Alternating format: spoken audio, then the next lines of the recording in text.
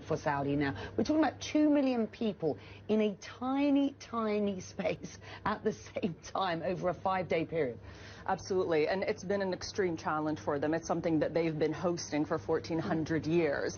And over the last few years, over the last decade, they've definitely been investing more in infrastructure, whether it's creating wider bridges, bigger bridges to be able to access the points, having discussions with religious scholars about actually widening the space that is considered the holy territory where the rites can be performed. Security personnel are ever present.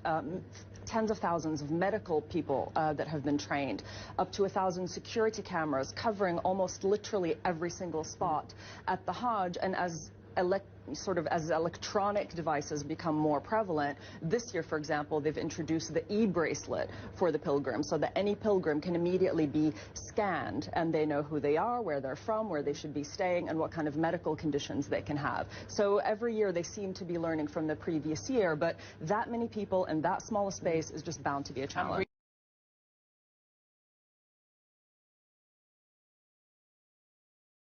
It's the sense of the diversity.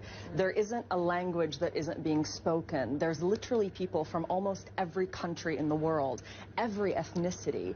And also what strikes you, and having been to Saudi Arabia, you'll relate to this, is usually men and women are quite segregated in public spaces. But at the Hajj, the men and the women are performing their rituals together, they're praying together, and because everyone is wearing the same white robe, which is intentionally meant to symbolize equality, you can't tell rich from poor. And some of the people you meet have actually saved their entire lives to be there at the Hajj at that moment.